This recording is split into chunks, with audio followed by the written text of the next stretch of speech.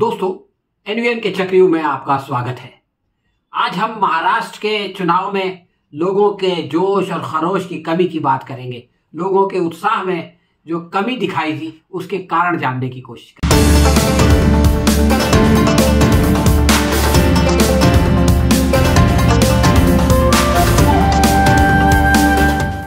दोस्तों, महाराष्ट्र भारत की एक विकसित राज्य है और इसी में जो है वो भारत की आर्थिक राजधानी मुंबई भी है। लेकिन हमने ये देखा कि झारखंड और महाराष्ट्र में चुनाव एक साथ हुए। झारखंड में चुनाव प्रतिशत बहुत ज्यादा है, 70 के करीब, और महाराष्ट्र में जो है वो चुनाव प्रतिशत 60 भी नहीं पहुंच रहा है। इसी प्रकार हम ये देखें कि अगर 5 बजे तक के आंकड़े जो चुनाव आयोग ने दिए हैं उसके अनुसार मुंबई तो 50% तक भी नहीं पहुंची। तो आखिर एक ऐसा शहर जिसके अंदर बहुत सारे पढ़े लिखे लोग हैं, जिसमें बड़े बड़े विचारवंत रहते हैं, वहां पर आखिर लोगों के अंदर उत्साह क्यों नहीं था? वैसे मैं आपको बता दूं कि दिल्ली से लगे हुए गाजियाबाद में भी यही हाल था। वहां पर जो उपचुनाव हुआ उसमें 37% केवल जो है वो पोलिंग हुई थी। हालांकि वो तो भाजपा का गढ़ है और दिल्ली से लगा हुआ है, इसके बावजूद लोग वहां पर वोट देने के लिए नहीं आए और मुंबई का हाल भी उसी से मिलता जुलता है। सवाल यह है कि महाराष्ट्र के गढ़चिरौली में तो 70% लोग जो है देहात में रहने वाले ट्राइबल्स जो है वोट देने के लिए आ जाते हैं। झारखंड में आज ट्राइबल इलाके में वोट था, वहां भी जो है वो इतने सारे लोग पोलिंग के लिए आ जाते हैं। लेकिन ये कि मुंबई जैसे शहर में और महाराष्ट्र के औसत भी कम क्यों है? देखिए, इसका जो बुनियादी कारण है, जो बेसिक रीजन है, वो ये है कि लोगों का विश्वास खत्म होता जा रहा है। हमने देखा एक दिन पहले विनोद तावड़े की जो वीडियो आई, उस पर हम आगे डिटेल में बात करेंगे कि वो जो है वो नोट बांट रहे हैं और वोट जो है वो ले रहे हैं। अब एक इंसान सोचता है कि अगर नोट की बुनियाद पर लोग वोट ले रहे हैं तो हमको जाकर के परेशान होने की क्या जरूरत है? और अगर इसमें भी नाकामी हो जाए तो जीतने वाले प्रतिनिधि को ही खरीद लेते हैं। तो अब क्या करेंगे? जो आदमी जिस पार्टी से जीत के जाता है वो जो है वो अपने साथियों के साथ भिड़ जाता है। आप चुनाव आयोग को शिकायत करें तो चुनाव आयोग बहरा हो जाता है, और आप सुप्रीम कोर्ट में जाएं तो तारीख पे तारीख और कोई जो है वो इत्मीनान बख्श फैसला नहीं आता, बल्कि ऐसी गोल बोल बातें करके लटका देते हैं जिससे केंद्र सरकार का और सत्ता पक्ष का फायदा हो जाता है। तो ऐसे में अगर लोग निराश नहीं होंगे तो क्या होंगे?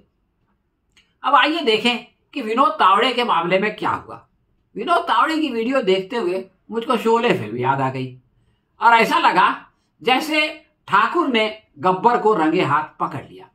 गब्बर नोट की मदद से ठाकुर के हाथ काटना चाहता था, लेकिन ठाकुर ने आगे बढ़ करके उसके हाथ पकड़ लिए, बल्कि उसके हाथ काट दिए और उससे नोट छीन ली। यानी विनोद तावड़े जो है वो रंगे हाथ नोट के साथ, डायरी के साथ पकड़े गए और उनकी गाड़ी में भी जो है वो नोटों का थैला मिला। अब इससे ज्यादा क्या हो सकता है? लेकिन इसके बावजूद आप जो है वो विनोद तावड़े का वीडियो देखें या आप जो है वो बीजेपी के प्रवक्ता का वीडियो देखें, बड़ी बेशर्मी से वो लोग ये कहते हैं कि भाई अब तो जो है इसकी जांच होगी और जांच होने के बाद पता चलेगा, अभी तो कुछ कहा नहीं जा सकता। और बार बार कहते हैं कि 5 करोड़ कहाँ है बताओ, 5 करोड़ कहाँ है बताओ। ये नहीं कहते कि जब 48 घंटे पहले बाहर के नेताओं का आगमन बंद हो जाता है किसी भी चुनाव क्षेत्र में, तो विनोद तावड़े विरार गए क्यों? इस प्रश्न का जवाब कोई नहीं देता। वो कहते हैं कि ये संगठनात्मक मीटिंग थी, तो संगठना की मीटिंग में नोटों का क्या काम? वो कहते हैं कि साहब जो है वो हमारे कार्यकर्ता के साथ बात कर रहे थे, तो कार्यकर्ता के साथ बात करने के लिए दिल्ली से आने का क्या काम? वहां पर डायरियों का क्या लेना देना?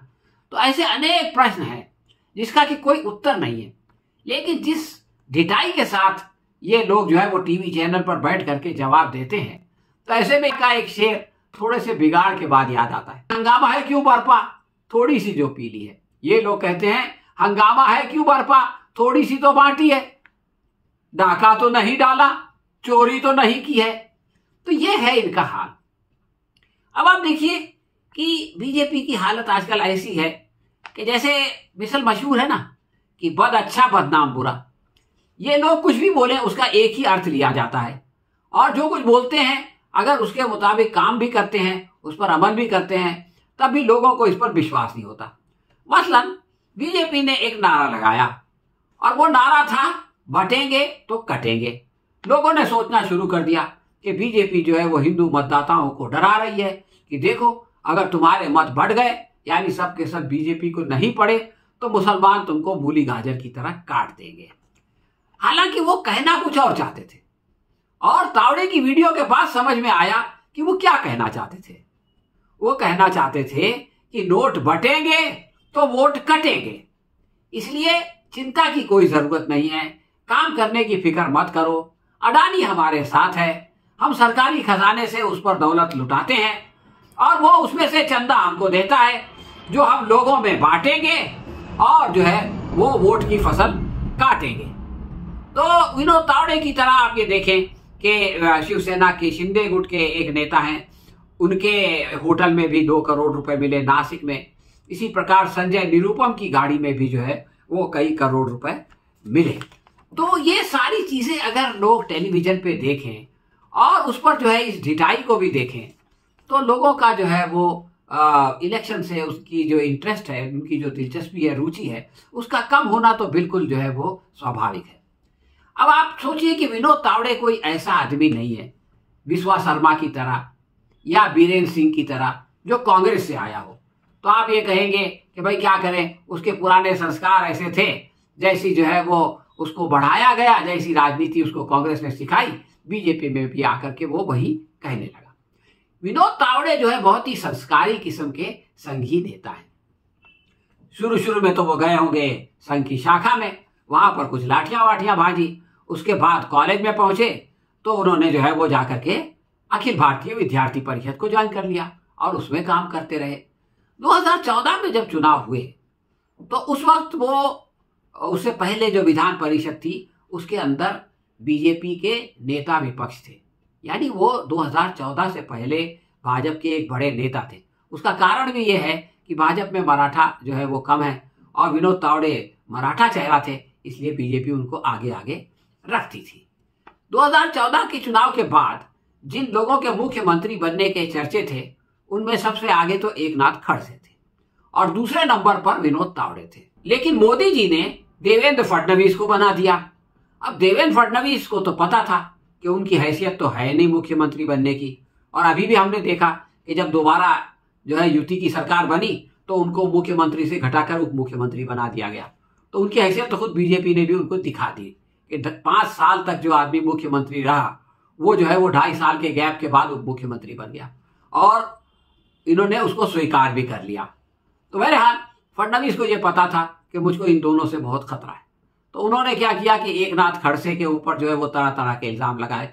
उनके पास ग्राहक आता था तो ये कहा कि जो है वो दाऊद इब्राहिम से इनके यहाँ फोन आता है और इनका जो है वो पूना में बड़ा लंबा चौड़ा भ्रष्टाचार है, ये कह के उनसे वो ले लिया उनका मंत्री पद। और बाद में पता चला कि ना फोन आता था ना भ्रष्टाचार था, लेकिन एकनाथ खड़से का करियर तो खत्म हो गया, आजकल वो एनसीपी में बैठे हुए। इसी प्रकार विनोद तावड़े को जो है वो उन्होंने शिक्षा मंत्री बना दिया, परिवहन मंत्री बना दिया। लेकिन हुआ ये कि जिस तरह से स्मृति ईरानी का मामला था कि उनको जो है वो मानव संसाधन मंत्री बनाया गया और उन्हीं की डिग्री निकली, इसी प्रकार जो है वो विनोद तावड़े महाराष्ट्र के शिक्षा मंत्री थे लेकिन उनकी बीई इलेक्ट्रॉनिक इंजीनियरिंग की डिग्री नकली निकल गई। तो इस तरह से जो है वो उनको एक्सपोज भी किया, खुद फडणवीस ने खूब उछाला भी इस मामले को, और यहां तक मामला पहुंचा कि 2019 में इस कद्दावर नेता को बीजेपी ने टिकट ही नहीं दिया। यानी 2014 में अपनी सबसे सेफ सीट बोरीवली से इनको लड़ाया, लेकिन 2019 में जो है इनका टिकट काट दिया और फिर 2021 में इनको महाराष्ट्र से तड़ी पार कर दिया गया। ये बीजेपी की एक परंपरा है। जब केशुभाई पटेल से नरेंद्र मोदी का झगड़ा हो गया तो केशुभाई पटेल ने भी जो है वो नरेंद्र मोदी को गुजरात से तड़ी पार कर दिया था और वो केंद्र में जाके जो है वो सचिव बन गए थे और वो जो है हिमाचल प्रदेश देखते थे। इनको यहाँ से भगाया गया तो इनको जो है वो बिहार का वो बना दिया गया, निरीक्षक बना दिया गया। और इनका सबसे बड़ा कारनामा ये है कि ये नीतीश कुमार को इंडिया से अलग करके एनडीए में लेके आए। अब कैसे लाए होंगे ये तो आपको वीडियो से समझ में। अब आप ये देखें कि विनोद तावड़े पे आरोप किसने लगाया। ये जो बहुजन विकास अघाड़ी है ये खुद इस सरकार में शामिल थी, यानी महायुति में शामिल थी। इसका मतलब यह है कि विपक्ष ने, कांग्रेस ने, शिवसेना, यूबीटी ने या शरद पवार की एनसीपी ने यह आरोप नहीं लगाया। तो ये, और उनसे जब पूछा गया हितेंद्र ठाकुर से कि आपको कैसे पता चला कि ये रुपया लेके आए हैं और इस होटल में ठहरे हुए हैं, तो उन्होंने कहा कि मुझको जो है वो आरएसएस के एक बड़े नेता ने बताया। आप देखिए कि गृह मंत्रालय फडणवीस के पास है, विनोद तावड़े जो है वो सेंटर से आते हैं, पुलिस उनके खिलाफ एफआईआर लिखती है, आरएसएस के एक बड़े नेता हितेंद्र ठाकुर को बताते हैं कि विनोद तावड़े जो है वो पैसा लेके आए हैं, और महायुति में शामिल हितेंद्र यादव ठाकुर जो है वो जाकर के उस होटल में इनका पोल खोल देते हैं। ये है एक रहेंगे तो सेफ रहेंगे का नारा लगाने वाले लोग। अब अगर एक रहेंगे और सेफ रहेंगे का यही मतलब है कि आपस में जो है वो एक दूसरे से लड़ते रहो और एक दूसरे का गला काटते रहो, तो फिर किसी मुसलमान को आकर के जो है वो काटने की क्या जरूरत है। ये तो खुद ही एक दूसरे का गला काट रहे हैं। तो ये जो कुछ भी हुआ है, जिस तरह से ये संघी लोग एक दूसरे की जो है वो पीछे पड़े रहे, एक दूसरे को इन्होंने एक्सपोज किया, इससे एक तरफ तो बीजेपी के कैडर का भी जो है वो नर्वस हो गए होंगे, उनका भी दिल टूट गया होगा कि यार इन लोगों के पीछे चलने से क्या फायदा है, और जो उनके विरोधी है वो भी सोचते होंगे कि यार वोट देने से क्या फायदा है, ये लोग पैसे से पहले तो वोटर को खरीदते हैं और अगर वोटर हाथ में नहीं आता है तो उनके लीडर को खरीदते हैं। आखिरी बात मैं ये कहना चाहता हूं दोस्तों कि बीजेपी ने जब सब खेल खेल चुकी तो आखिर में उसने जो है वो वोट जिहाद के नाम लेकर के हिंदू मतदाताओं को डराना शुरू किया कि देखो मुसलमान जो है वो वोट जिहाद कर रहे हैं, इसलिए तुम सब भी जो है वो हमारे साथ आ जाओ। 12% मुसलमानों के वोट जिहाद से ये जो है वो 78% हिंदुओं को डरा रहे हैं। ये भी एक हंसी की बात है। वोट जिहाद का मामला तो सिर्फ हाथी का वो दांत है जो दिखाने के लिए है, और ये जो नोट का ये धर्म युद्ध है ये असल में हाथी का वो दांत है जो खाने के लिए है। तो जब ये खाने वाला दांत भी लोगों को वीडियो में दिखने लगा तो लोगों का मूड ऑफ होना जो है वो बिल्कुल नेचुरल है।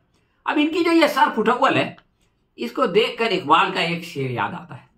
अल्लामा इकबाल ने कहा था, एक हो जाए तो बन सकते हैं खुर्शीद मुबीन, वरना इन बिखरे हुए तारों से क्या बात बने। अब ये जो भाजपा के बिखरे हुए तारे हैं जो एक दूसरे का चिराग बुझाने के लिए दिन रात लगे रहते हैं, इनसे क्या बात बनेगी और कितने दिन तक बात बनेगी ये तो समय ही बताएगा।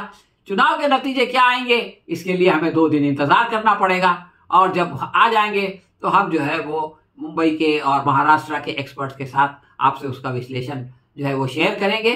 तब तक के लिए आज्ञा दीजिए। धन्यवाद।